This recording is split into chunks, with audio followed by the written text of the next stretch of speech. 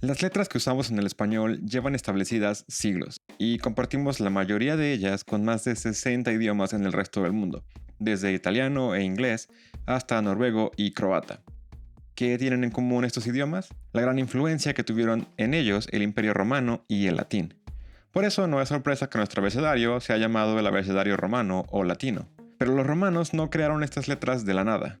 Su origen real se remonta a mucho antes de ellos, y a símbolos completamente distintos.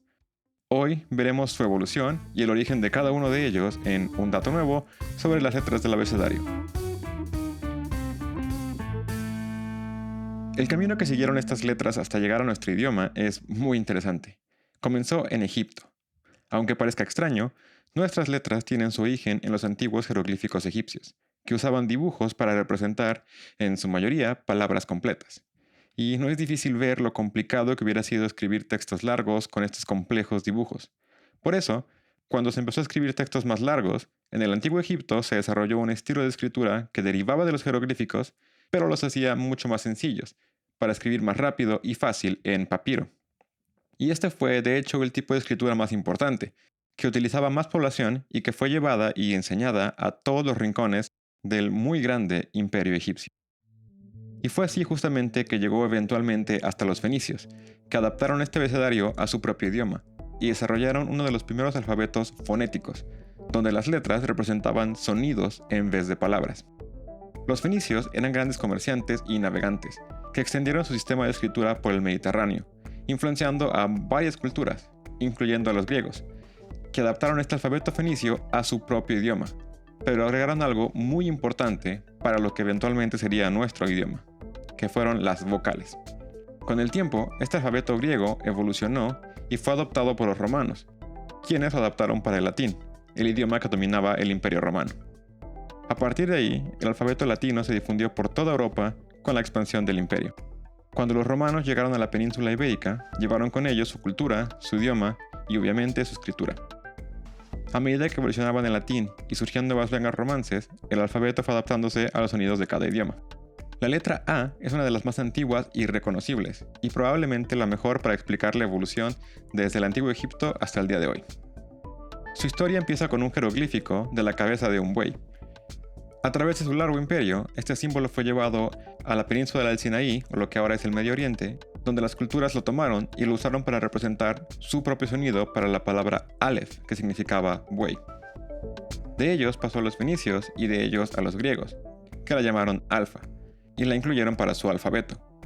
Cuando los romanos adaptaron el alfabeto griego para crear el suyo, conservaron la forma triangular de la A, que se mantuvo básicamente hasta llegar a nosotros. Y casi todas las letras que se originaron del antiguo Egipto tienen una historia muy similar. La B, por ejemplo, viene del jeroglífico egipcio para casa, que pasó al Sinaí y al fenicio como el símbolo de Bet. Esta forma se simplificó en el alfabeto griego como beta y luego llegó al latín en una forma aún más simplificada. Y de estas dos primeras letras tenemos la palabra alfabeto. La C simbolizaba una especie de lanza y representaba un sonido de hecho similar a la G. Empezó a utilizarse más para el sonido de K, que era mucho más popular en ese entonces. El origen de la D se encuentra en el fenicio Dalet, que significaba puerta. Este símbolo tenía una forma similar a la de una D invertida y pasó al griego como delta, en una forma triangular. Al llegar al alfabeto latino, la letra conservó su sonido y forma, y no ha cambiado realmente mucho desde entonces. La E comenzó como un hombre levantando las manos, orando al cielo, donde pasó al fenicio como G. En griego se convirtió en epsilon, que significa E desnuda, porque perdió el primer sonido de H y solo pasó como una E en vez de G. Y básicamente siguió así hasta el sonido que tenemos hoy en día. La F provenía del símbolo fenicio wow, que en su momento representaba una especie de sonido W. En el alfabeto griego, este sonido no tenía una letra específica, pero los romanos la optaron para el símbolo y el sonido F que tenemos hoy en día. La G realmente viene de la C. Como dijimos antes, en los primeros tiempos del latín, el símbolo de la C se usaba para los sonidos K y G sin ninguna distinción, y era muy complicado saber realmente cómo tenía que pronunciarse una palabra al leerla. Para resolverlo, se añadió una pequeña línea a la letra C y así fue como nació la G. La H provenía del fenicio het, un símbolo que representaba una cerca y daba un sonido de respiración o aspirado. Los griegos la transformaron en eta y aunque en latín perdió su sonido porque no existía, se mantuvo como una letra en el abecedario porque los eruditos romanos querían seguir escribiendo como en el antiguo griego. La I es otra de las letras más antiguas, con el origen fenicio de iot, que venía de un jeroglífico de una mano abierta. En griego se convirtió en iota y los romanos la adoptaron como un trazo simple y delgado. Y de hecho, la J viene directamente de la I, y es una letra bastante joven. En el latín antiguo, la I se usaba tanto para el sonido de vocal como para el del consonante. Es decir, la I y la J no tenían ninguna diferencia. Podemos ver, por ejemplo, cómo escribían Julio César o Julio César. Con el tiempo se empezó a diferenciar visualmente en la Edad Media para poder distinguir mejor cómo pronunciarla cuando se escribía. Y gráficamente quedó como una pequeña curva y la letra J que tenemos hoy en día. La K proviene del fenicio kaf, que simbolizaba la palma de una mano. Los griegos adoptaron la letra como kappa y los romanos la conservaron en su alfabeto. Sin embargo, en español realmente no la usamos mucho y es más que nada utilizada para palabras extranjeras. La letra L viene de un jeroglífico que representaba una especie de garfio, y en griego se convirtió en lambda. Poco a poco, ese garfio se fue simplificando hasta llegar a la L que conocemos hoy en día. El origen de la M es muy fácil de ver como un jeroglífico, que representaba agua, y es justo como se ve hoy en día. Pasó al fenicio como la letra mem, y los griegos la adoptaron como la mu. La N es debatida. Algunos creen que simplemente es una especie de M simplificada, y otros creen que viene del fenicio nun, que significaba serpiente. Y no es realmente muy difícil ver cómo un dibujo de una serpiente se convierte en la letra N. La ñ es bastante especial, porque es una creación original del español. Surgió en la Edad Media del sonido ñ que empezó a crearse de extraña forma en prácticamente todas las lenguas romances. En español se decidió que el sonido iba a escribirse con una doble N, pero cuando los escribas intentaban ahorrar espacio en sus textos y ser más rápidos, empezaron a abreviarlo escribiendo una N pequeña encima de la otra N para indicar que era doble. Y esto poco a poco se convirtió en el pequeño símbolo de la ñ. La O proviene del jeroglífico para un ojo. En griego se convirtió en Omicron y los romanos la adoptaron como un simple círculo. La P viene del fenicio P, que significaba boca. En griego se transformó en pi y los romanos la adoptaron en su forma actual, que mantiene un sonido bastante similar al que tenía en su origen y hasta hoy en día. La Q es un poco debatida, pero parece que viene del fenicio kof, que significaba mono. En griego no tenía un equivalente, así que casi se pierde, pero los romanos la adoptaron para representar un sonido específico cuando la C se combinaba con una U. La R tiene un origen muy extraño, viene del jeroglífico egipcio para una cabeza, que los fenicios tomaron para su sonido resh, que era justamente la palabra cabeza. En griego se convirtió en ro y en latín adoptó una forma similar a la actual.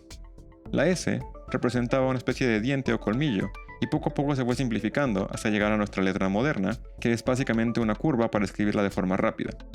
La T no ha tenido básicamente ningún cambio, ya que empezó justamente como una cruz y sigue siendo lo que es hoy en día. En cambio la U y la V son interesantes, porque realmente son la misma letra. Los romanos utilizaban el símbolo V para representar tanto la vocal como la consonante. Con el tiempo, la U se separó visualmente para poder representar el sonido de la vocal, mientras que la V quedó como consonante. Por eso básicamente las llamamos igual, U y V. La W es una adición muy moderna, ya que no existía en el alfabeto latino y fue añadida hasta la Edad Media. Surgió de una combinación de dos letras U para representar sonidos de lenguas germánicas, y por eso es que básicamente no la vemos en español. Si la llaman W en vez de W, es porque, como acabamos de ver, la V y la U eran la misma letra. La X proviene del griego xi, aunque en el alfabeto latino se usaba para el sonido x. El origen de la Y es muy curioso, ya que los romanos no la necesitaban, porque para ellos el sonido de esto y la I latina era exactamente igual, pero la agregaron a su alfabeto directamente del griego únicamente para poder escribir palabras del griego. Y es justamente por eso que la llamamos Y, ya que simplemente se tomó totalmente prestada. La Z proviene del fenicio zain, que significaba arma. En griego se convirtió en Z y los romanos la adoptaron como una de las últimas letras de su alfabeto. Si vemos una imagen de los jeroglíficos egipcios, es difícil pensar que son directamente relacionados con nuestras letras modernas. Pero viendo paso a paso los cambios, tiene mucho sentido ver cómo cada cultura fue simplificando y adaptando los símbolos hasta llegar a lo que tenemos hoy en día. Y la versión más simplificada son las letras minúsculas. En su origen no existían, pero entre más se difundió el lenguaje escrito, se intentó ahorrar espacio en los libros y tiempo al escribir, haciendo letras más pequeñas y redondeadas, que es justo como se ven las minúsculas hoy en día. Esa es la historia muy resumida y rápida de nuestras letras. Si les gustó el video, no olviden suscribirse al canal para más datos cada semana. Espero que les haya gustado, que lo hayan disfrutado y sobre todo que se hayan llevado un dato nuevo.